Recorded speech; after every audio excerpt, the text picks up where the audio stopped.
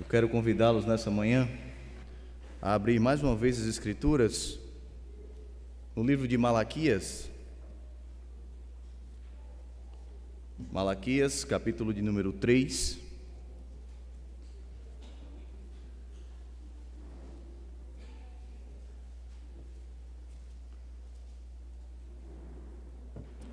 Estaremos indo hoje do verso 13 ao verso de número 18.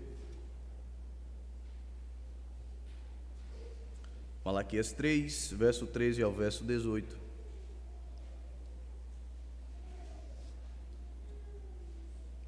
Assim diz a palavra do Senhor. Vocês disseram palavras duras contra mim, diz o Senhor, e ainda perguntam: o que falamos contra ti? Vocês dizem: é inútil servir a Deus. De que nos adianta guardar os seus preceitos e andar de luto diante do Senhor dos Exércitos? Agora, pois, nós vamos dizer que os soberbos é que são felizes. Também os que praticam o mal prosperam. Sim, eles tentam o Senhor e escapam. Então os que temiam o Senhor falavam uns aos outros. O Senhor escutou com atenção o que diziam. Havia um memorial escrito diante dele para os que temem o Senhor e para os que se lembram do seu nome. Eles serão a minha propriedade peculiar naquele dia que prepararei, diz o Senhor dos Exércitos. Eu os pouparei como um homem poupa o seu filho que o serve. Então vocês verão mais uma vez a diferença entre o justo e o ímpio, entre o que serve a Deus e o que não serve. Até aqui, irmãos, curva a sua fronte, vamos orar mais uma vez. Graças te damos, Senhor, Deus Pai, Deus Filho, Deus Espírito Santo, o Senhor que tem manifestado a tua bondade, a tua glória nas obras da criação. Nesse momento, depois de cantarmos ao Senhor, pedimos que o Senhor nos ajude a compreender a tua santa lei, que o teu Santo Espírito nos direcione a entender as tuas verdades e que a nossa vida seja impactada pelo poder do teu Evangelho, pelo poder da tua lei, pelo poder da tua palavra. Esteja conosco e que o Senhor abençoe o teu povo para o louvor da glória do teu Filho Jesus. É no nome dele que oramos. Amém. Poder sentar, irmãos.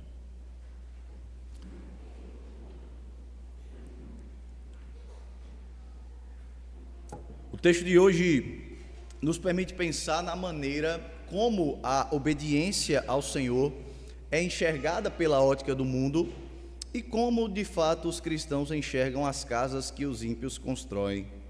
Não é nada fácil, ou melhor dizendo, não é nada difícil encontrar pessoas que entendem que o serviço a Deus não passa aí de uma perda de tempo. Eles entendem que ser cristão é viver preso em uma bolha de regras, confiando em algo que necessita do que é mais do que é racional para se compreender. Então, para muitos, o cristianismo se concentra somente em experiências místicas.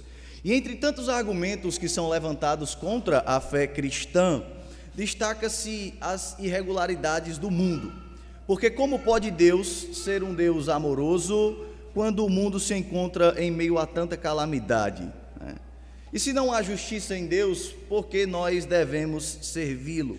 Ora, só se vive uma vez, então será que vale a pena de fato servir ao Senhor, ser fiel à sua lei, depositar a esperança nele?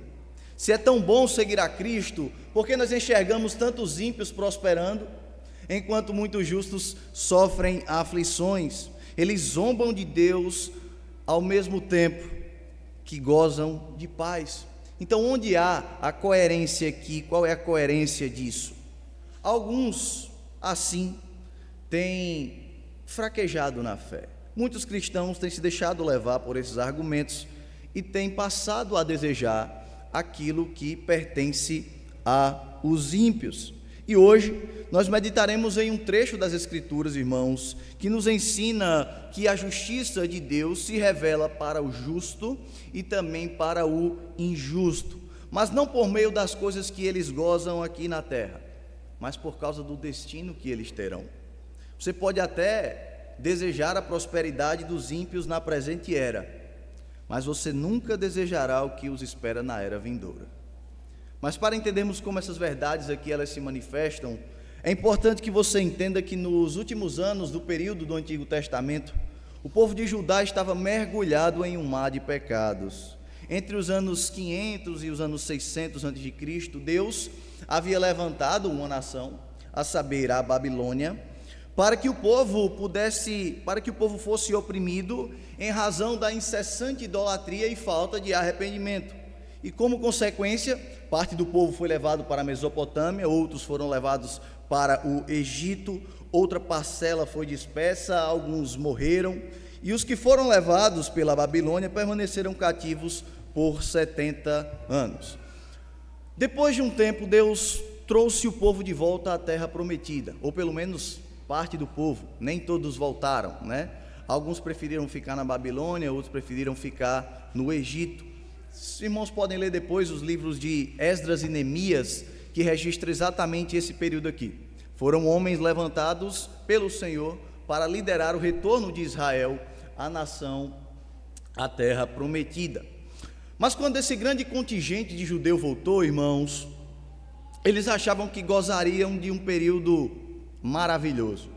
Eles passaram 70 anos cativos, e agora que eles voltaram, eles esperavam desfrutar das grandes promessas que haviam sido feitas a Isaías, a Ezequiel e a Jeremias, promessas de que Israel desfrutaria de uma era fascinante, uma era magnífica, uma era encantadora. Eles entendiam que esse período, o período dessas revelações, do cumprimento dessas profecias, seria logo após o retorno do povo do exílio babilônico.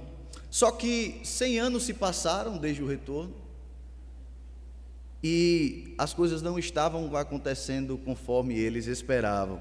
Muito distante disso, muito distante disso. A realidade do povo não condizia com aquilo que eles entendiam como as promessas de Deus. Os profetas haviam mencionado um período de paz, mas eles ainda estavam cercados de inimigos. O povo continuava a ter problemas com as nações vizinhas. Eles haviam prometido que o culto ao Senhor seria um culto renovado, mas as celebrações no Templo de Jerusalém estavam muito distante de ser um culto sério. Era um culto vazio, formal, superficial. Os profetas apontaram para a continuidade da linhagem sacerdotal, mas os sacerdotes haviam se corrompido e estavam trabalhando de maneira preguiçosa diante do Senhor. Ezequiel havia falado da construção de um templo glorioso, mas o templo que fora construído era menor do que o de Salomão. A situação econômica era precária. Eles continuavam sob o domínio de outra nação, a saber, agora os persas. Eram oprimidos, pagavam pesadíssimos impostos, enfrentavam escassez de alimentos básicos, seca, e diante disso o povo começou a desanimar. E 100 anos se passaram e o amor de Deus, o amor pelas coisas de Deus, aos poucos foi desaparecendo. E aí o povo começou a viver em busca dos seus próprios interesses, até o ponto que os próprios sacerdotes passaram a profanar a verdadeira adoração contra o Senhor. Então, irmãos, vejam o estado de Judá. Aqueles que foram designados por Deus exclusivamente para cuidar do culto e para cuidar do templo, por causa da dureza do coração, eles corromperam a verdadeira adoração a Deus. Ou seja, preste atenção, um culto falso era prestado como consequência de uma vida pecaminosa.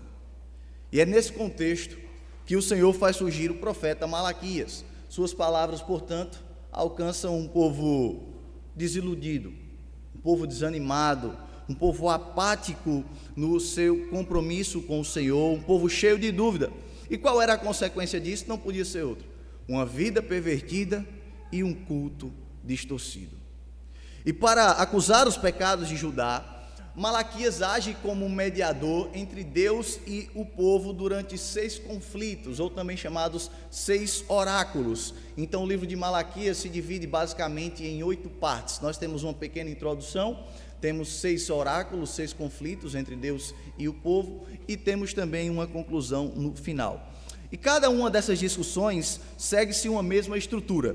Deus faz uma declaração, o povo questiona aquilo que Deus falou, e Deus responde refutando os questionamentos do povo. E que questionamentos são esses aqui, irmãos? O primeiro questionamento do povo para com Deus está lá no capítulo 1. O povo começa a questionar o amor do Senhor. Eles dizem: "E que o Senhor nos amaste". E Deus vai dizer: olha, eu amei vocês porque eu fiz de vocês os descendentes de Jacó. Eu poderia ter escolhido Esaú, mas eu escolhi Jacó, e eu fiz de vocês os descendentes da minha promessa. Já o segundo conflito também se inicia no capítulo 1 e vai até o capítulo de número 2, e é um conflito destinado aos sacerdotes. Eles estavam oferecendo sacrifícios impuros, estavam torcendo o nariz diante da obra de Deus e distorcendo também a pregação, a palavra de Deus se moldando às pessoas. E eles ainda se apresentavam diante do Senhor e diziam assim: olha, em que nós temos profanado o culto a Deus, em que nós temos profanado o teu santo nome? E Deus vai dizer: como vocês esperam ter um trabalho aprovado, como vocês esperam serem reconhecidos quando vocês aceitam sacrifícios de animais deficientes? Experimentem levar esse sacrifício que vocês me trazem ao governador de vocês. Se nem ele, que é homem, irá se agradar, imagine eu. E é interessante que nesse discurso, irmãos, a profanação era tamanha que parte dos animais que eram oferecidos no altar ao Senhor,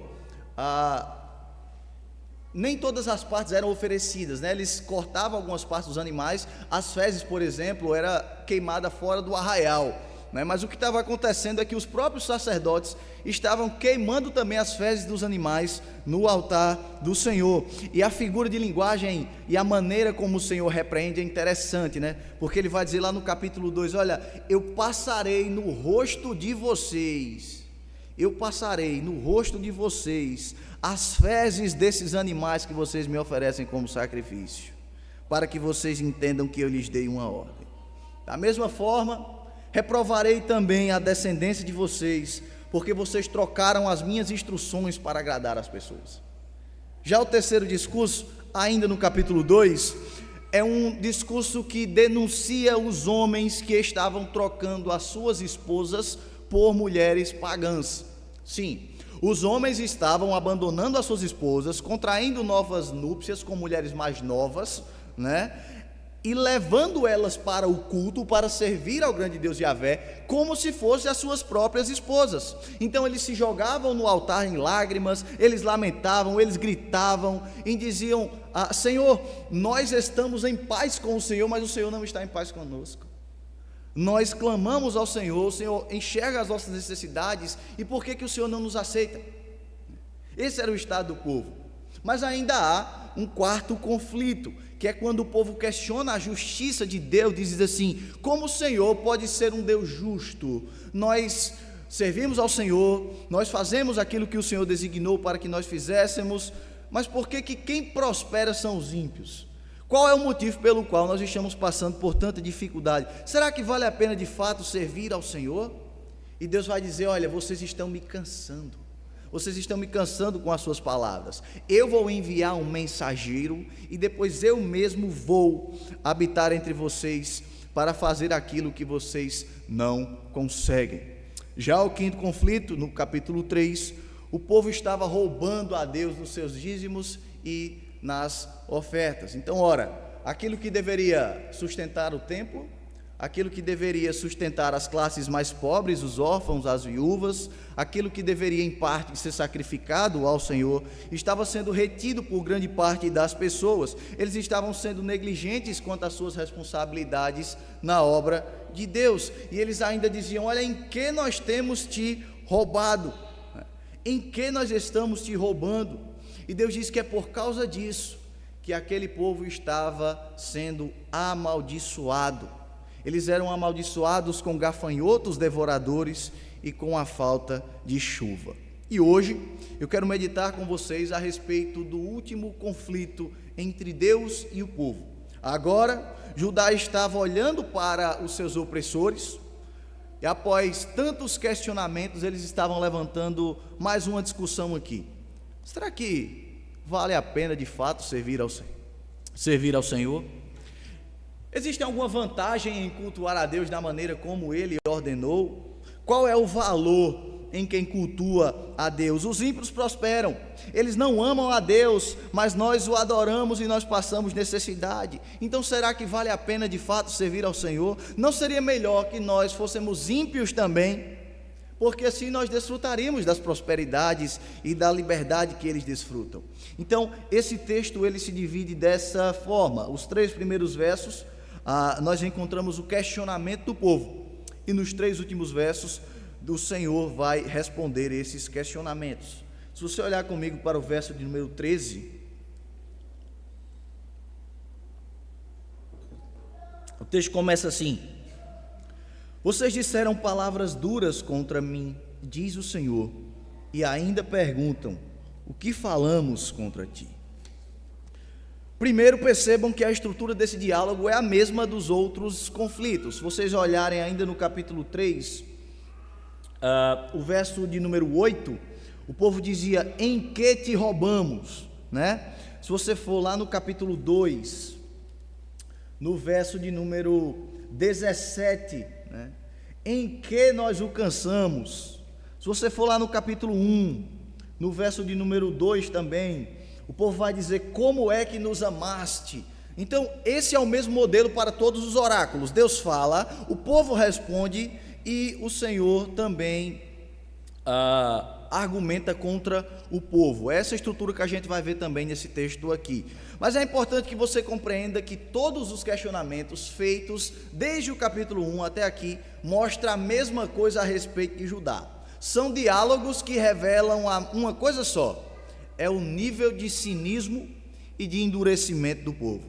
Deus dizia, vocês estão cometendo tal erro, e eles perguntavam, em que nós temos feito isso? Em que o Senhor nos ama? Em que nós temos profanado o teu santo nome? Em que nós temos profanado o culto? Em que nós temos roubado ao Senhor? Mas a grande questão é que Judá não queria uma resposta para os seus problemas. O que eles queriam era disfarçar a dureza dos seus corações por meio do vitimismo.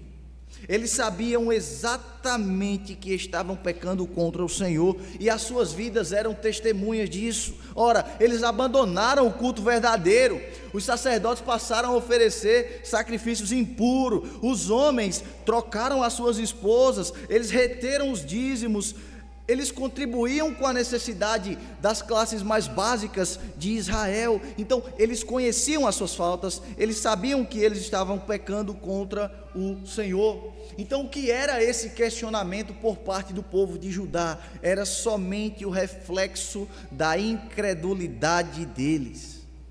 E o mais interessante é que, mesmo abandonando os caminhos do Senhor, Judá insistia nessa autocomiseração, ao mesmo tempo que colocava a culpa das suas dificuldades no Senhor, chegando a ponto de dizerem que Deus era injusto por causa do que eles enfrentavam. Então, ao invés de entender o sofrimento que passavam, que a maldição do Senhor era por causa da rebeldia do povo, eles proferiam palavras duras, como diz o nosso texto, né? Palavras arrogantes, palavras fruto de incredulidade, né? E dentre essas palavras estava o absurdo de dizer que não valia a pena servir ao grande Deus Yahvé. E eles viviam de fato aqui como ateus práticos. Então percebam uma coisa: desde o Antigo Testamento,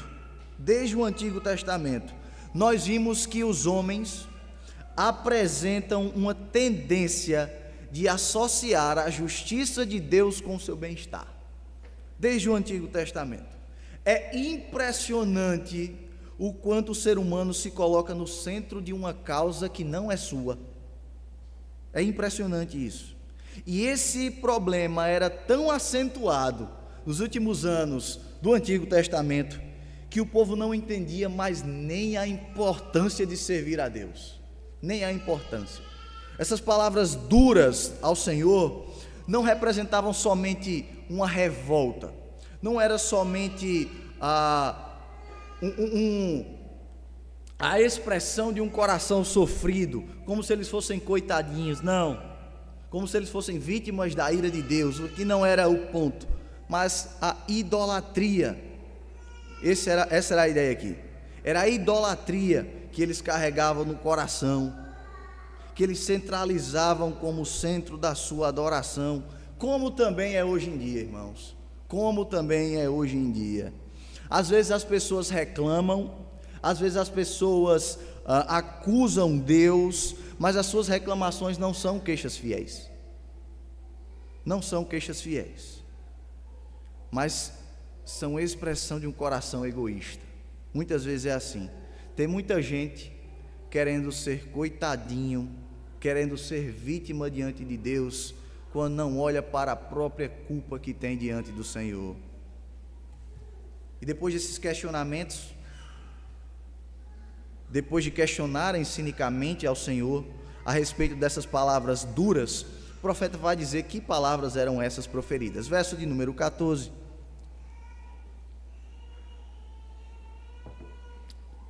Vocês dizem: é inútil servir a Deus.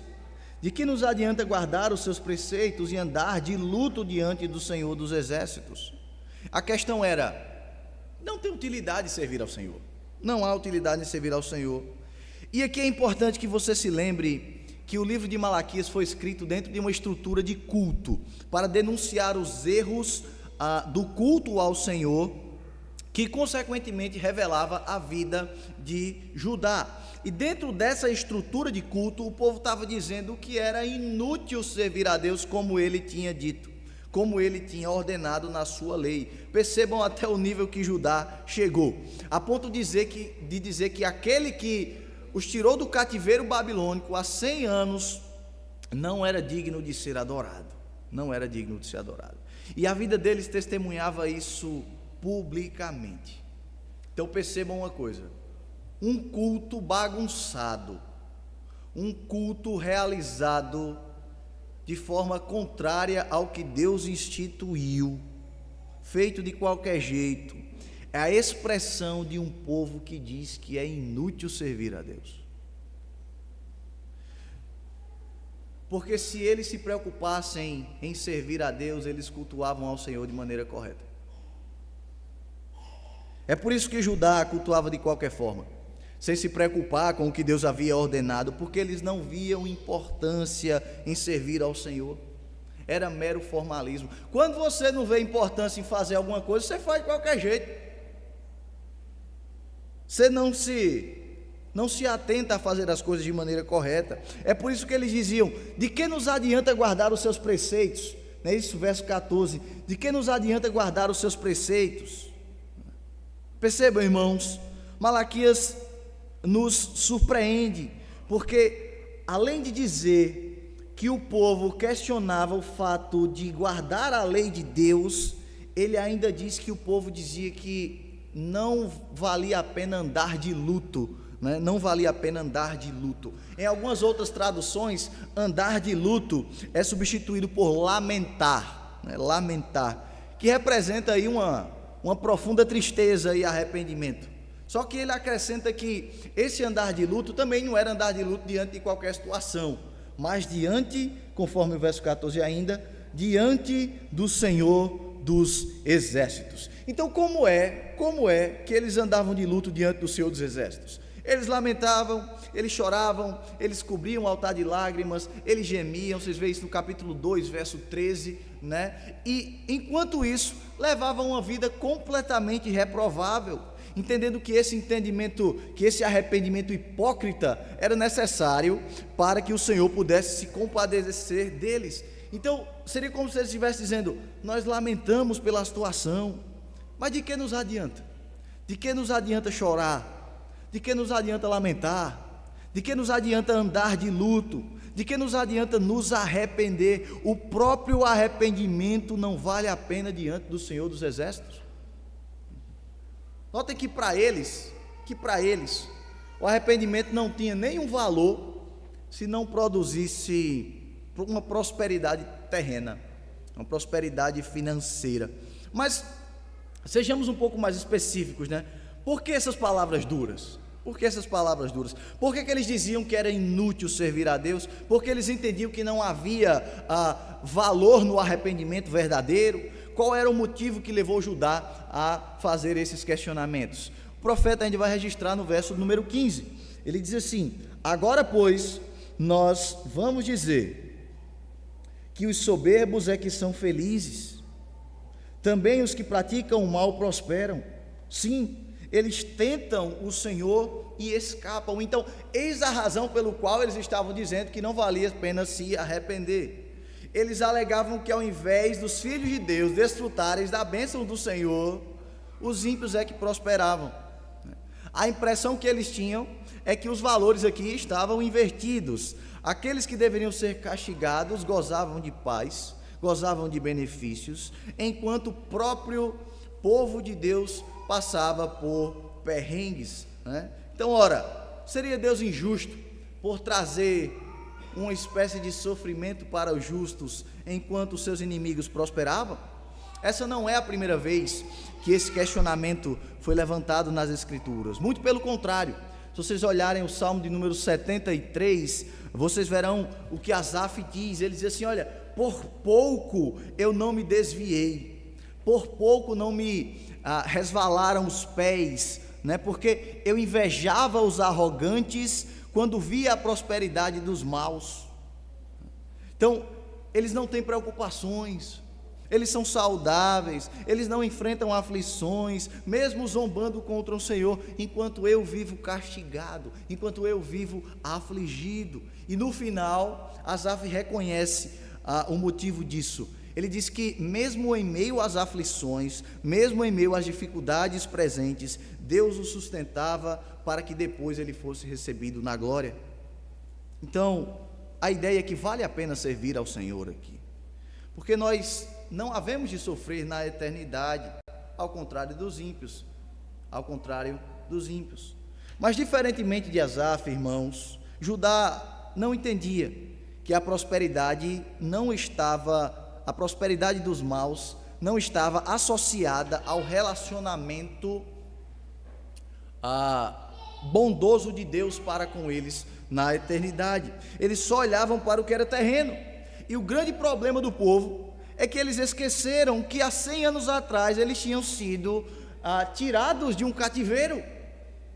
Eles esqueceram disso. Percebam como a mente do povo é. Percebam como o povo é, como o coração do povo era duro. Eles esqueceram que Deus os escolheu como descendentes de Jacó. Eles esqueceram que a graça do Senhor era maior do que qualquer situação do dia a dia. Eles esqueceram que o culto verdadeiro representava o caráter do Salvador. E ao invés de reconhecerem essas coisas, eles olhavam para os soberbos e invejavam a prosperidade deles. Não era porque eles queriam uma pátria celestial, é porque eles queriam os bens terrenos, aquilo que se via nos homens maus. Eles preferiam acusar a Deus de injustiça do que obedecer ao Senhor dos Exércitos, irmãos.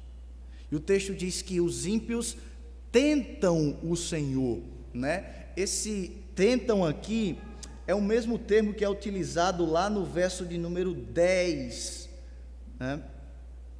Quando o Senhor diz assim: ponham-me à prova nisto, diz o Senhor dos Exércitos, se eu não lhes abrir a janela do céu e não derramar sobre vocês bênção sem medida. Então, os ímpios zombavam de Deus como se dissesse assim: vamos fazer o mal para provar que Deus não vai nos castigar. Então, eles ofendiam a Deus para provar que eles não seriam punidos por Ele, e eles escapavam, isso é, eles não recebiam a punição que lhes era devida. Calvino reescreve muito bem esse verso, trazendo a ideia principal. Ele diz assim: nós nos esforçamos para merecer o bem de Deus por nossos serviços. Ele ignora todos os nossos atos religiosos e derrama, por assim dizer, toda a sua generosidade sobre os nossos inimigos, que ainda são ímpios e profanos. Esse era o questionamento do povo de Judá. E aí, qual é a resposta de Deus? Nós veremos isso a partir do verso número 16, olha aí. Verso número 16, o texto diz: então os que temiam o Senhor falavam uns aos outros. O Senhor escutou com atenção o que diziam. Havia um memorial escrito diante dele para os que temem o Senhor e para os que se lembram do seu nome. Então percebam que no meio do estado caótico que Judá se encontrava, havia também um grupo de pessoas que temia ao Senhor, e esse grupo se reunia para falar uns aos outros, né? E o texto diz que o Senhor escutou com atenção aquilo que eles conversavam. É claro que Deus não tem ouvidos, né? O profeta aqui está usando de uma antropopatia para dizer que Deus se atentou àquilo que eles estavam falando, àquilo que eles conversavam. E o texto também não diz o que é que eles estavam falando, né? Mas certamente era algo contra as queixas de Judá. Como é que a gente sabe disso? Em primeiro lugar, porque o início do verso diz que era um grupo de pessoas que temia ao Senhor, né?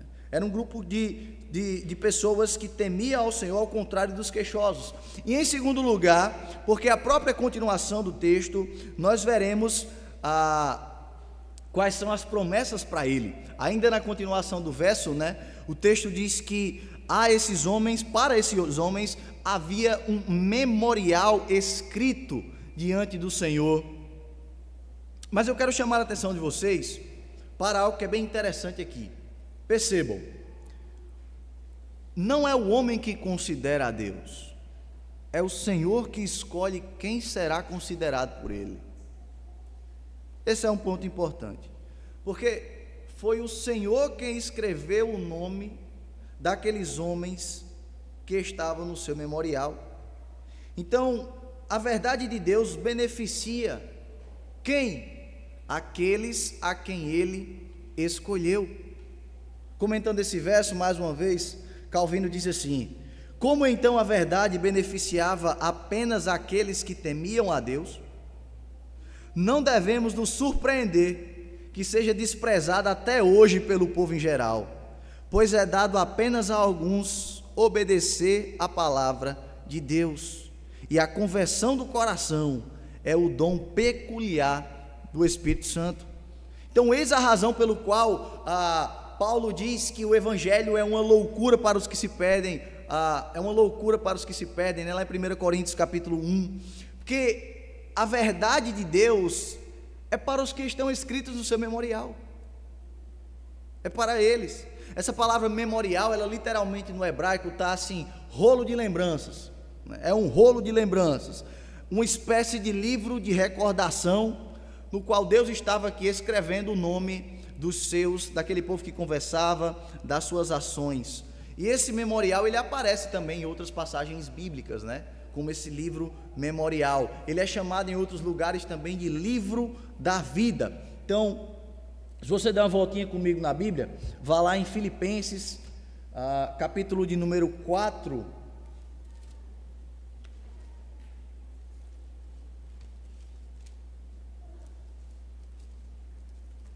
Filipenses capítulo 4, sem desmarcar o nosso texto, para a gente não perder. Filipenses capítulo 4, no verso de número 3, ele vai dizer assim, aqui nós temos um apelo de Paulo, né? E peço também a você, fiel companheiro de jugo, que auxilie essas mulheres, pois juntas se esforçaram comigo no Evangelho, juntamente com Clemente e com os demais cooperadores meus, cujos nomes se encontram no livro da vida. Agora vai lá em Apocalipse. Apocalipse, capítulo número 3. Apocalipse 3, verso número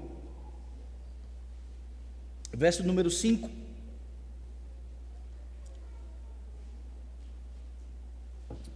O vencedor será assim vestido de branco, e de modo nenhum apagarei o seu nome do livro da vida. Do livro da vida. Agora vai lá em Apocalipse 17. Apocalipse 17.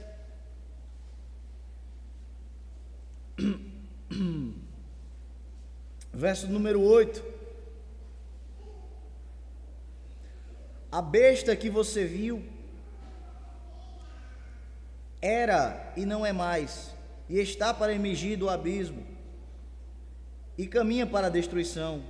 E aqueles que habitam sobre a terra, cujos nomes não foram escritos no livro da vida, quando, George? Desde a fundação do mundo, se admirarão vendo a besta, que era e não é mais, mas tornará a aparecer. E vários outros textos, Apocalipse 20, verso número 12, Apocalipse 20, verso 15 também. Então, os irmãos podem entender aqui que há esse memorial escrito, e que Deus tem o registro de todos aqueles que lhe pertencem, de todos os seus eleitos, das suas ações, daquilo que eles fazem. Mas aqui, algumas perguntas podem ser feitas a respeito disso aqui, né? Então, por exemplo, por que Deus tem um livro com o registro do nome dos justos? Será que ele precisa? Não. O objetivo desse livro é para que os perversos sejam punidos diante das suas ações, no dia que ele já preparou. O puritano Matthew Henry, ele simplifica muito bem essa ideia, quando ele diz que, na verdade, esse memorial escrito é colocado diante do Senhor como uma luz, e essa luz, ela acusa os pecados das pessoas, o destino daqueles que são perversos. Mas, em segundo lugar, será que eles entenderam a ideia de um memorial escrito? Porque, veja, isso foi escrito aqui para os crentes, né? Então, será que eles entenderam essa ideia? Sim. Por quê? Porque naquele tempo era muito comum que os reis tivessem o registro das ações dos seus servos e também de algumas pessoas, né? E esse memorial ficava diante do rei para que ele pudesse considerar alguns julgamentos. Então, Malaquias está dizendo que, assim como o rei possuía um memorial com o registro de certas pessoas, o Senhor também tem um. Em terceiro lugar, por que Malaquias registra esse livro? Porque, ora, até então, nós vimos que ele estava acusando o pecado do povo, falando do povo, dizendo que eles estavam proferindo palavras duras contra o Senhor. Então, por que agora ele cita esse memorial? Qual é o objetivo? E o objetivo de Malaquias aqui era lembrar os fiéis de que, mesmo em meio a uma sociedade depravada, como estava Judá, Deus haveria de se lembrar dos justos. Deus lembraria dos justos. Esse memorial foi mencionado, irmãos, para que os crentes soubessem que eles têm uma recompensa além dessa vida. Eles não terão o mesmo destino dos ímpios. Então, o fato de ter pessoas escritas no livro da vida revela que há uma promessa para as pessoas que lá estão registradas. E que promessa é essa? Que promessa é essa? Verso número 17. Ele diz: eles serão a minha propriedade peculiar, naquele dia que prepararei, diz o Senhor dos Exércitos. Eu os pouparei como um homem poupa seu filho que o serve. Malaquias cita duas coisas destinadas aos justos. Eles seriam a propriedade de Deus, no verso 17, propriedade de Deus, e seriam também poupados como filhos. Em outras versões, eu acredito que, se você estiver usando a ARA, o presbítero Rodrigo está usando a ARA, essa palavra propriedade peculiar está trocada por peculiar tesouro, é um peculiar tesouro. A Fiel Corrigida também traz essa ideia aí. E o texto diz que isso acontecerá no dia que foi preparado para o Senhor. Que dia é esse? É o dia do retorno de Cristo. Aqui é o parousia, tá? É a segunda vinda de Cristo em glória. Os justos serão preservados de maneira segura, como se preserva um tesouro. E ele também diz que eles serão poupados como um filho poupa, como um pai poupa o seu filho que o serve, É porque na cultura do Oriente Médio, irmãos, os filhos que serviam aos seus pais, eles desfrutavam de alguns privilégios e eram poupados de algumas atividades mais pesadas, E Malaquias está dizendo que, da mesma forma, Deus também poupará o seu povo.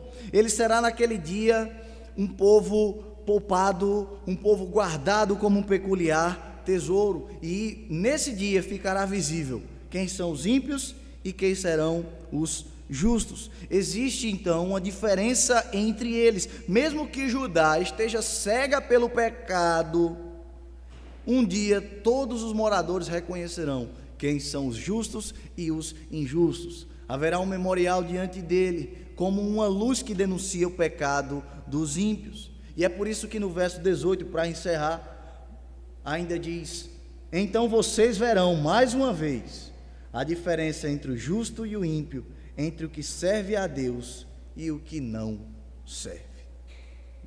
Vocês lembram do argumento que eles estavam levantando lá no verso de número 14, né, de que era inútil servir a Deus? É inútil servir a Deus? Nesses últimos 2 versos, nós vemos uma resposta completa do Senhor a isso.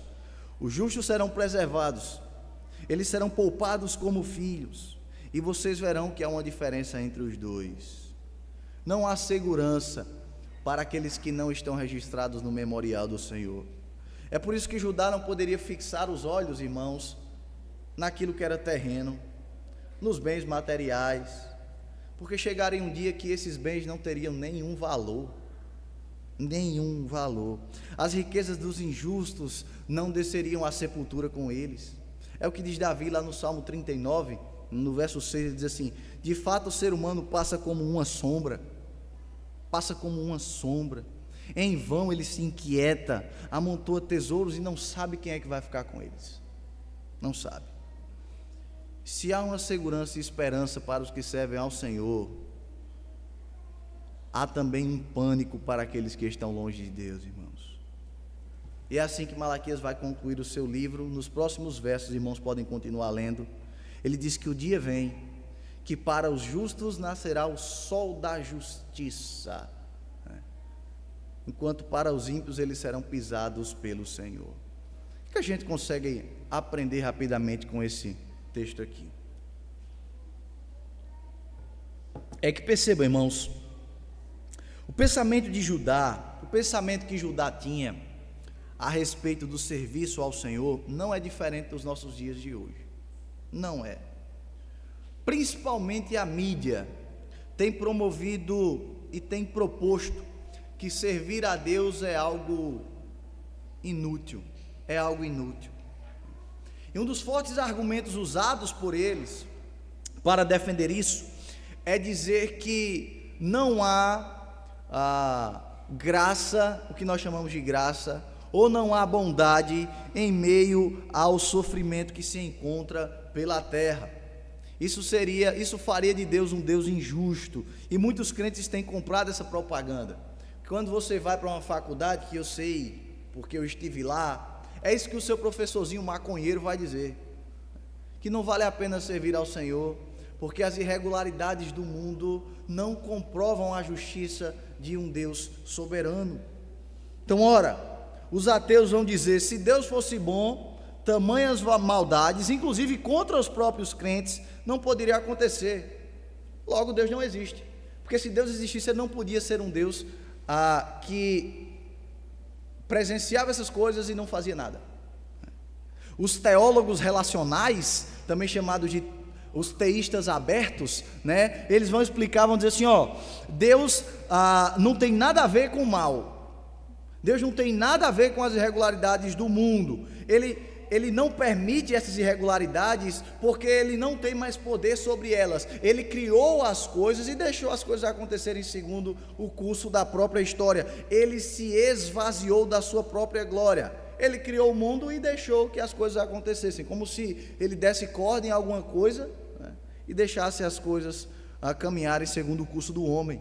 Ainda na tentativa de compreender essas coisas, as religiões orientais, como o budismo, vai dizer: olha, isso não existe mal, não existe sofrimento. Todas essas correntes, elas vão propor a mesma coisa. Por mais que os ateus digam isso, digam que Deus não existe, por mais que os teístas abertos digam que Deus existe, mas não tem nada a ver com as coisas que acontecem, por mais que os adeptos das religiões orientais digam que o sofrimento é uma projeção da nossa mente, é apenas uma impressão daquilo que nós passamos, daquilo que nós vivemos. Todas essas correntes têm algo em comum. Todas elas têm algo em comum. Porque elas partem do pressuposto de que é inútil servir ao grande Deus Yahvé. Porque se ele não existisse, não tinha para que honrá-lo. Se ele fosse injusto, não tinha para que honrá-lo. Se ele não se relaciona com as ações humanas, não tem para que honrá-lo. Se o pior que podemos enfrentar é somente o fruto da nossa imaginação, não tem para que honrá-lo. Mas essa não é a concepção bíblica a respeito do mal e a respeito do sofrimento. Biblicamente, quando nós falamos de sofrimento, nós estamos falando de um estado geral a qual todo ser humano está submetido. Um estado geral a qual todos estão sujeitos a passar, seja ele justo ou seja ele injusto. É importante que você entenda que o problema do sofrimento ele é apresentado por 3 óticas na Escritura. Primeiro, a Bíblia fala a respeito do sofrimento pela causa de Cristo, que é aquilo que os apóstolos passaram com as perseguições. A Bíblia também fala de um sofrimento que é fruto de um estado geral, né, o qual todos nós, sendo cristão ou não, estamos submetidos a passar, isso por causa do pecado original, né? E a Bíblia também fala de um sofrimento fruto da rebeldia, e esse era o caso de Judá. Eles não confiavam no Senhor em meio às suas adversidades. Eles não confiavam no Senhor. Mas na presente geração, isso tem se tornado mais claro do que nunca. Mais claro do que nunca. É a tentativa de centralizar o homem nas causas do cotidiano. É isso que nós vemos nas ciências modernas. Nas ciências modernas procuram extinguir a necessidade de Deus. A educação é baseada em ideais anticristãos. Os valores são invertidos. A concepção de família, segundo o mundo, é outra coisa.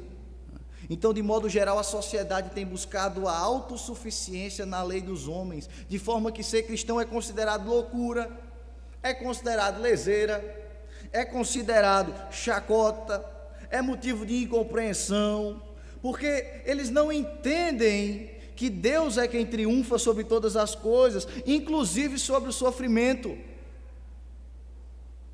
E esse não era o problema de Judá? Questionar a justiça de Deus em meio às adversidades?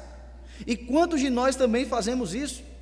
Vocês são cercados de pessoas, meninas, que dizem que casar cedo é perder a vida. Vocês são cercados de pessoas que dizem que não vale a pena se debruçar nas Escrituras, que ser um cristão nominal basta, que o que vale é o amor.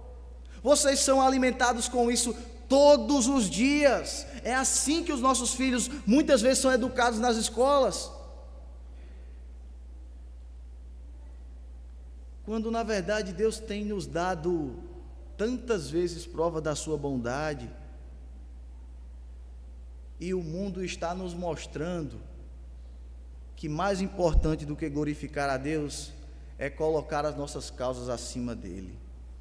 Você pode até dizer, eu não faço isso, mas talvez você esteja vivendo como alguém que faz. Talvez. É impressionante o quanto a sociedade tem se colocado num pedestal diante de causas que não diz respeito a ela, irmãos. Muitos cristãos têm adotado tal comportamento.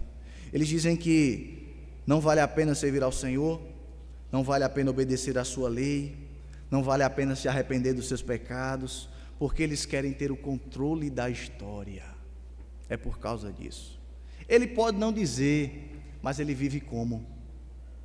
Ele diz que vale a pena falar com o Senhor, mas ele não ora. Vale a pena conhecer a Jesus Cristo, mas ele não lê as Escrituras. Vale a pena servir a Deus, mas ele não prega. Isso tem feito com que muitos crentes tirem os olhos do céu e fixe os seus olhos naquilo que é terreno, como estava fazendo Judá. Ele passa a desejar aquilo que é dos ímpios. Irmãos, quantas pessoas estão dispostas a negociar a sua própria alma em troca de riquezas do presente século? Quantas pessoas estão dispostas a isso? Elas preferem desobedecer a Deus para usufruírem dos prazeres, dos confortos, das regalias do mundo.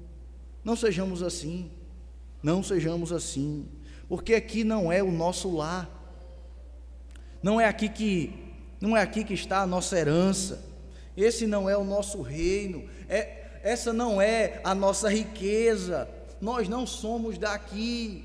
E quantas vezes nós colocamos as nossas causas acima da causa de Deus, como estava fazendo Judá? Quantas vezes você tem se apegado aos seus bens e colocado isso acima das coisas de Deus? Quantas vezes temos feito isso? Discipulando um senhor lá na nossa congregação, ele conseguiu um emprego, mas o emprego às noites é no domingo. Se o missionário ore por mim, eu digo, vou orar para você arrumar outro emprego, pode ser? Ficou olhando assim para mim, porque quantas vezes nós colocamos as nossas causas acima daquilo que é de Deus? Quantas vezes? Quantas dificuldades nós colocamos? Quando nós pedimos para Deus resolver um problema, nós criamos outro. E esse era o problema de Judá. Porque se Judá não profanasse o culto, se servisse ao Senhor com alegria, se eles oferecessem sacrifícios puros, se eles não blasfemassem contra Deus, eles criavam outras situações, porque o problema era o coração, e não podemos ser assim. Mas em segundo lugar, também é preciso que você se lembre que esse livro foi escrito para denunciar corações rebeldes que estavam trocando a verdadeira adoração a Deus no culto. Então, como isso se relaciona na estrutura de um culto? Veja, não é difícil você encontrar a igreja com fiéis mortos, não é, que entendem que Deus pode ser adorado de toda maneira. Era assim que Judá pensava. Os sacerdotes ofereciam aquilo que Deus não disse que eles deveriam oferecer, distorciam a mensagem pregada para agradar as pessoas, serviam com pesar. Os fiéis eram meros moralistas, eles vinham para a igreja, não perdiam o culto, eram meros moralistas, retinham o sustento do templo, das classes de Israel, e era assim que o culto era feito, sem nenhum cuidado de fazer aquilo que Deus havia ordenado. E um culto bagunçado, desordenado, infiel, era o povo dizendo: Deus, não vale a pena servi-lo, não vale a pena servi-lo. Meus irmãos, um culto infiel é o reflexo de um povo infiel também. Não se esqueçam disso. Se você quiser saber se uma igreja é fiel a Deus, basta você olhar para o culto dela. Não tem erro. Vocês vão encontrar muitas igrejas que dizem cultuar a Deus, mas o culto que elas prestam não refletem aquilo que Deus é. Elas clamam com a boca, enquanto pensam que é inútil, porque não se debruçam em fazer aquilo que Deus ordena. E esse foi o problema do povo. Ora, não foi isso que Jesus falou sobre os fariseus? Lá em Mateus capítulo número 15, verso 8 e 9, esse povo me honra com os lábios, mas o seu coração está longe de mim. Em vão eles me adoram, ensinando doutrinas e preceitos humanos. Então, meus irmãos, não adianta se iludir, não adianta. Você é aquilo que você adora.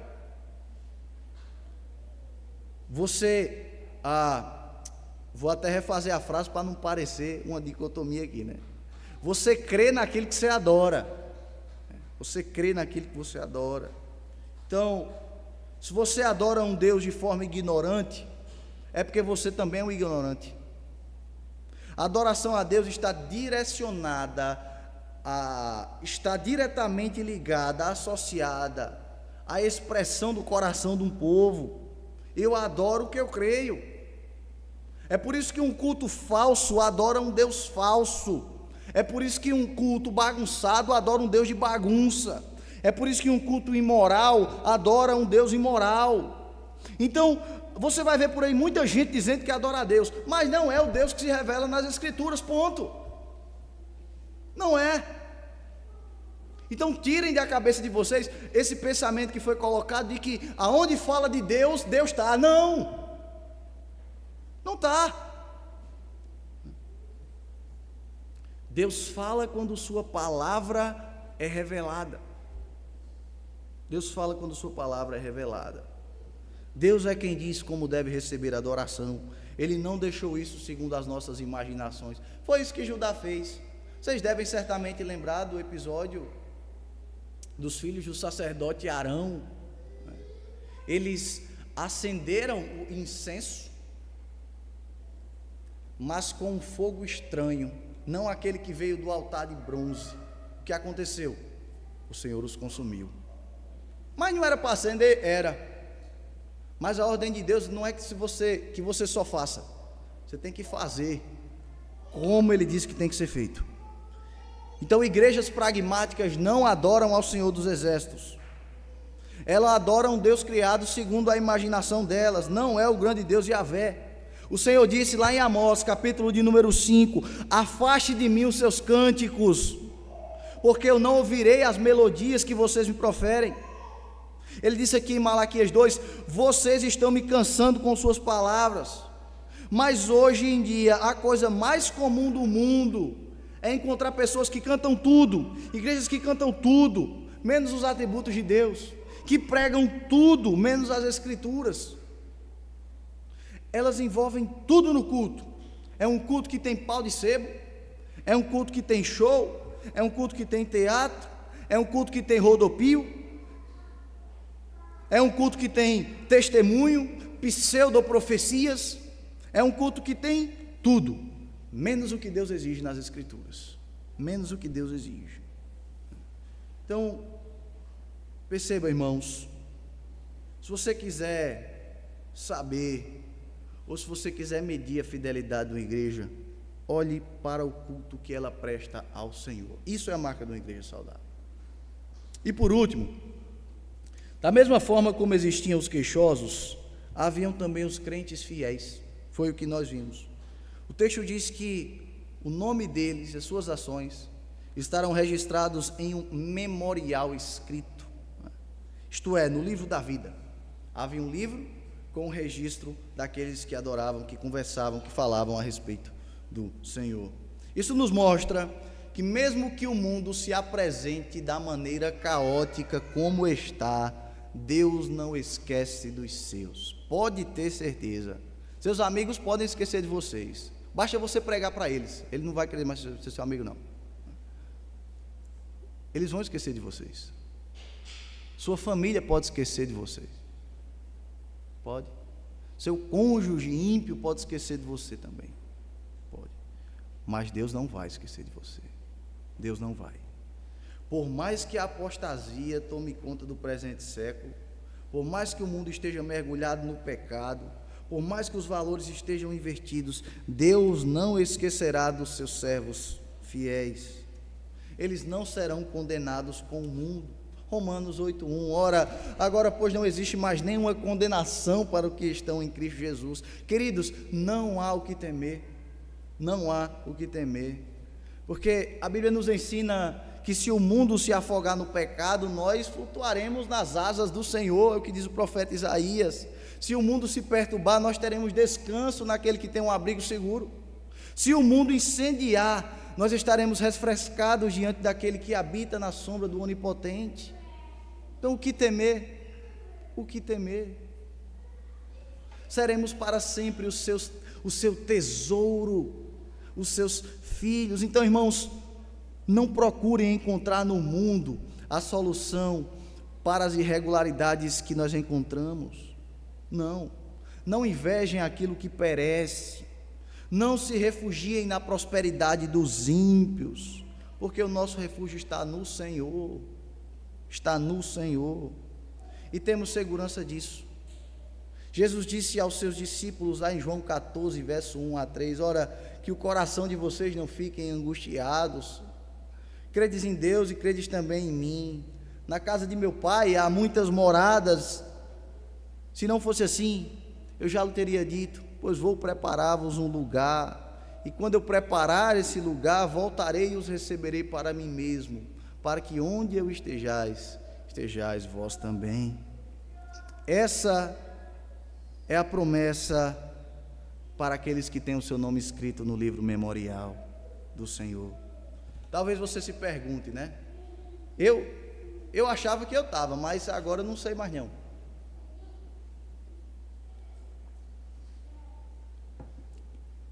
Será que meu nome está lá?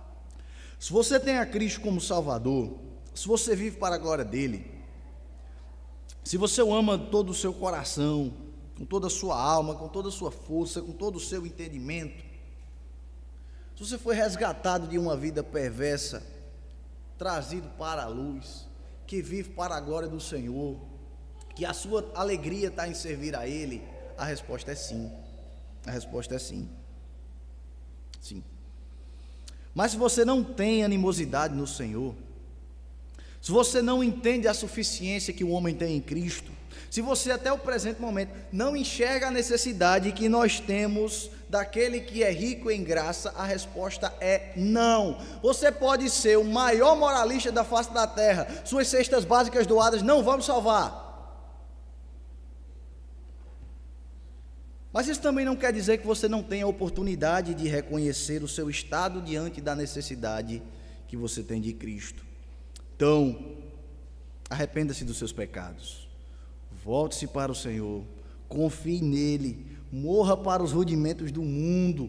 Nenhum homem será achado no livro memorial se não estiver morto para o mundo. E essa é a minha oração para a igreja de Parque Dourado, que o Senhor nos ajude e nos dê sabedoria, nos faça caminhar e nos faça servos fiéis dele, para a honra e para a glória do seu Filho Jesus Cristo, e que ele nos ajude. Amém. Curve a sua fronte, eu quero orar com você.